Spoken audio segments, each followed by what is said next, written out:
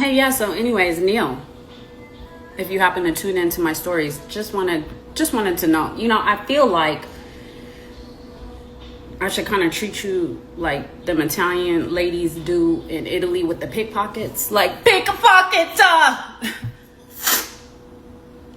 Cause you's a rat ass nigga. You's a snake ass nigga, actually. I don't even fucking know you. Like, I'm still like coming up for air. You know what I'm saying? Like, I had to participate in the documentary because in the 2 weeks that I wouldn't respond after Puff found out about the feds reaching me, my car was broken into. That nigga let me know that it was easy to touch me. So thank you. Thank you for putting my life in danger forever and putting me in this situation, and I don't fucking know you. But I don't ever want you to be comfortable, my nigga. Yeah. Because the whole thing about this case, right, is the fact that Puff got off, right? Puff got off. The RICO was there. The RICO was there the whole time. It was present because the whole thing is that before KK, what other executives were in position that were helping facilitate and cover up crimes? There were multiple executives, right? I don't know why the government didn't focus on the executives because, of course, people look at us, the assistants, the chefs, as low-level, right, employees. But when you involve your employees with covering up and facilitating crimes, that's the RICO. It was there the whole time, right? So much of it sounded so ludicrous that people just skated right by it. Like, Cap was kidnapped. He was gonna kill Kid Cudi. Like, this stuff is real. We really experienced this. Like, he threatened to kill all of us. He threatened to end our careers. Everybody got an opinion on shit they never went through. This nigga's been a maniac, right? So, yeah. And then because Puff is such a narcissistic psychopath, he can't even be thankful and grateful for the fact that he got a slap on the wrist. 2 years is nothing in comparison to the decades that he's been out here harming people.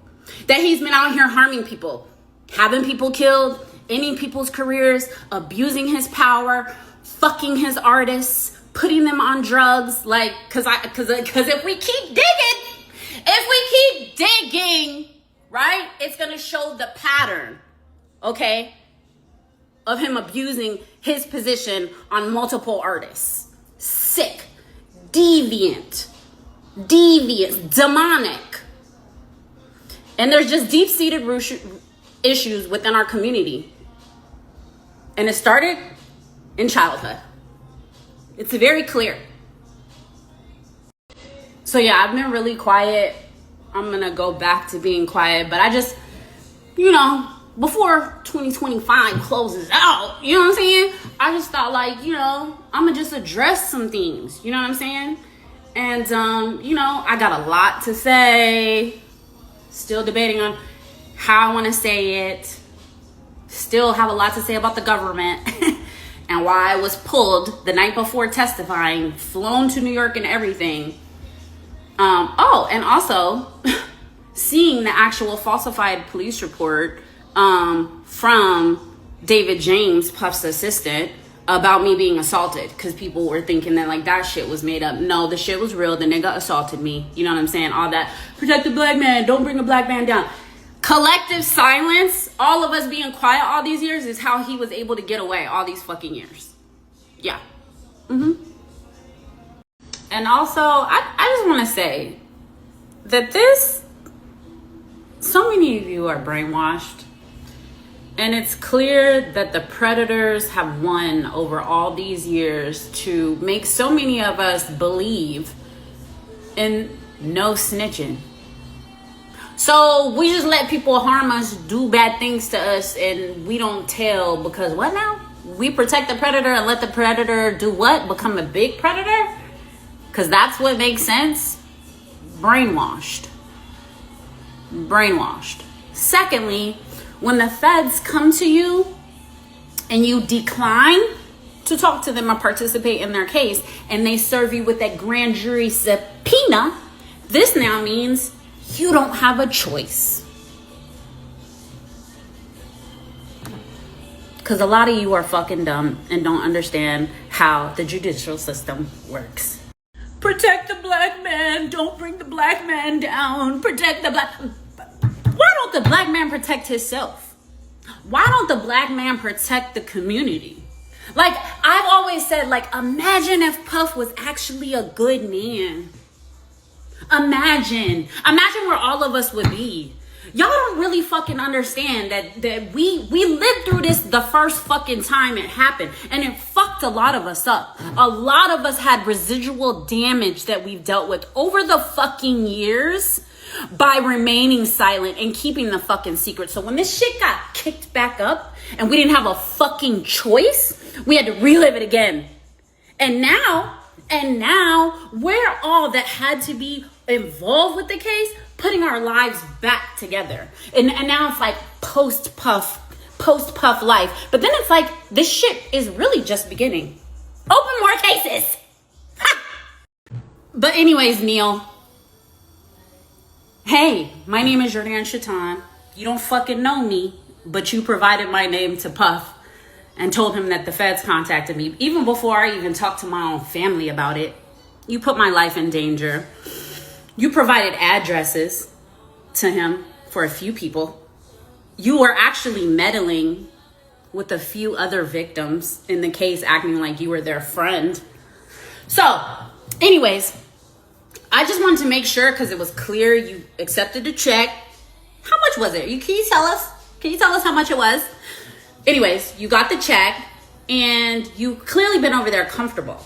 And so I just wanted to make sure that you didn't get too comfortable, and you will fucking pay one way or another for putting our lives in danger. Because it's a list. You ain't getting away with it, Neil Dominique. I don't even fucking know you, nigga.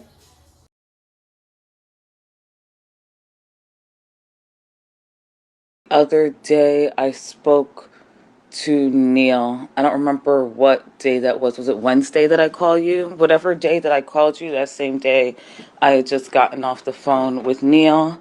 He had reached out to me. Him and I have been texting. We always randomly speak and update each other every couple of months. You know, me and Neil have known each other for a minute. We've been friends since I was 17.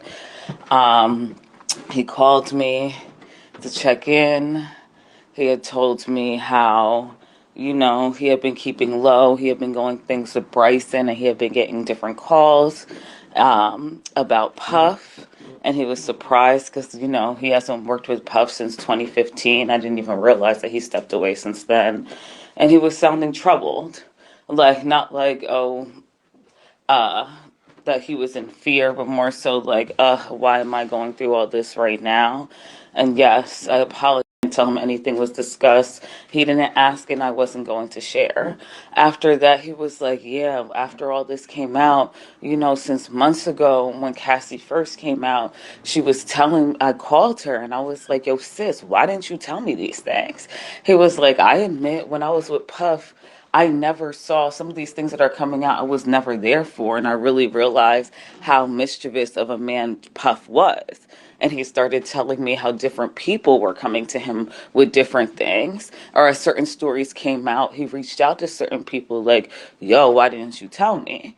And he even went into detail how he'll admit a couple times he came to the house. He said like twice he came to the house. It was 2 different occasions, and Cassie had sunglasses on. And at one point in the day, he'd be like, yo, sis, take the glasses off. While you got glasses on, she'd take the glasses off, and she'd have a bruised eye. He didn't ask any details. He was probably me. He did also tell me that because of that, let me go back. He did tell me because of that, after he was contacted, he did get outreach to by Puff. You know, Puff has his number that used to be his personal assistant. So then he offered that if anything, that he could pay for Neil's, like whatever fees that he has. And I was like, oh. No comment. And then he was like, I could probably get him to take care of her if she needed. I said, please don't reach out. I'm sorry I even said this. I'm not even supposed to mention this. I begged him not to. That's why I feel bad that he even did, because I was like, damn. I just wanted to console, since he was sounding honestly very depressed at the beginning of the conversation, and like he was crying like in real time. I just wanted him to know, like, yo, you're all right. You're not alone, but this thing is going to be okay. Nigga sounding depressed. I honestly don't give a flying fuck about that nigga sounding depressed. I don't give a fuck about I don't give a fuck if anybody ever called you and was in real life danger. If I tell you that I'm in a serious legal issue concerning Puff, anybody, if I specifically tell you don't fucking tell anybody, that's what the fuck it means. You keep going back to I didn't tell him any details.